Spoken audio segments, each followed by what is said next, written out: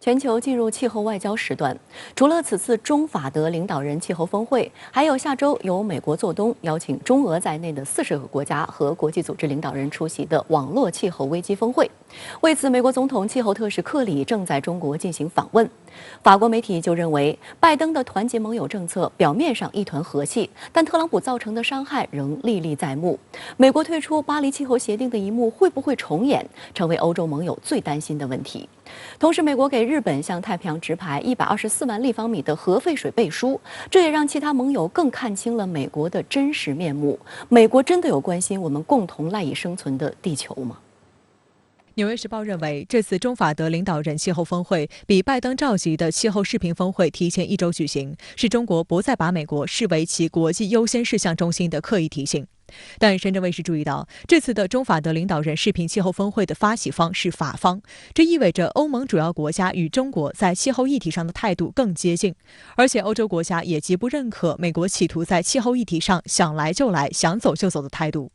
德国之声指出，这次中法德领导人气候峰会显示，拜登团结盟友的政策表面上看起来热闹，但实际上的关系却无法如往昔一样。特朗普给盟友造成的伤害仍历历在目，因此不愿将气候领域的领导地位白送给拜登。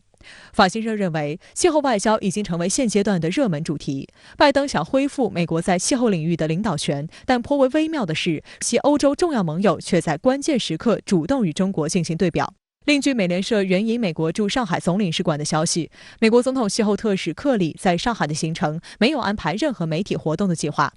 领馆官员还透露，克里周四将与他的中国同行在上海一家酒店见面，并进行1整天的闭门谈判。这家酒店就是毗邻浦东张江高科技园区的上海东郊宾馆，是上海最大的一家国宾馆，占地约1200亩。环球时报报道称，基于防疫原因，克里在上海期间不会离开东郊宾馆。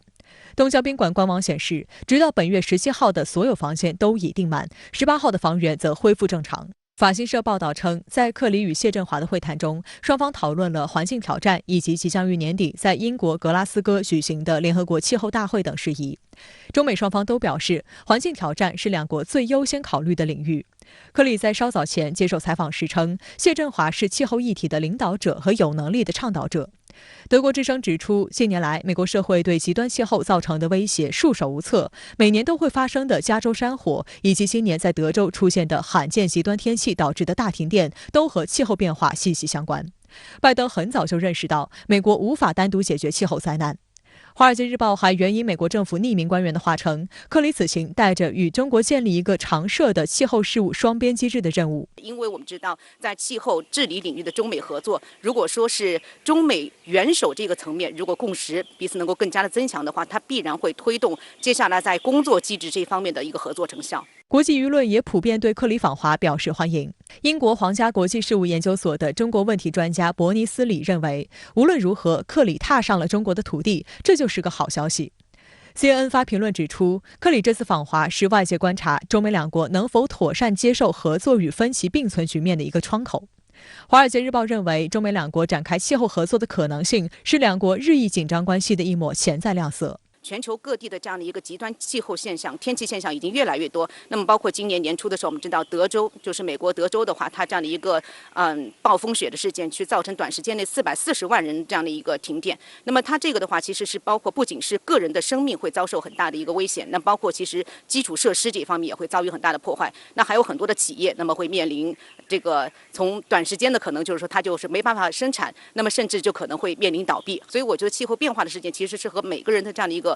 生产生活，然后包括生命安全、那财产安全都是包括在一起的，非常非常的就是离我们很近。但不应忽略的是，美国在气候问题上仍然是有着自己的政治盘算。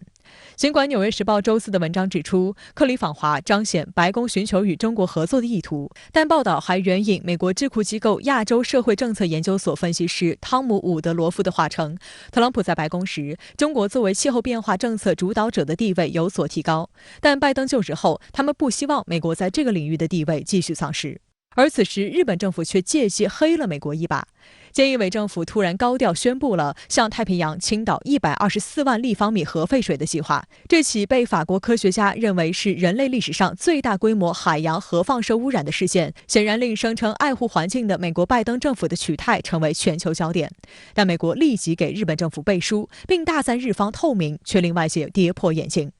这显示在美国政府眼中，美日同盟高于环境议题，凸显了拜登召集气候峰会的虚伪。这显然不会让坚持极高环境保护标准的欧洲盟友满意，也令挂着总统特使衔正在上海与中国进行气候问题磋商的克里失去了道义的支撑。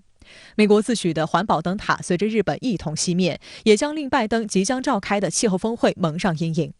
有分析认为，美国在面对124万立方米核废水的错误立场，是法国方面迅速邀请中方和德方举行小范围气候峰会的直接原因。此外，中方还必须考虑到拜登政府无法修复美国现在国内政局极度撕裂的局面，这意味着拜登的气候外交极有可能在内政层面化为泡影。虽然近期美国亚洲协会政策研究所进行的一项民调显示，气候变化领域是美国民众最期待中美进行合作的方面，但共和党却极力制造障碍。反华季先锋共和党联邦参议员卢比奥就再次充当搅屎棍。他给福克斯新闻网撰文，阴阳怪气地宣称，克里访华是拜登政府给中国送上的大礼包。拜登气候计划的核心是由中国企业生产的清洁能源产品，因此支持拜登的气候政策就是奖励中国。卢比奥还故技重施封杀那一套，宣称美国的能源政策要确保资金不会流向中国，必须附带一个封杀中国货条款。因为拜登政府的话，其实包括特朗普政府，那么就是把这个地缘竞争的因素给加入到中美，其实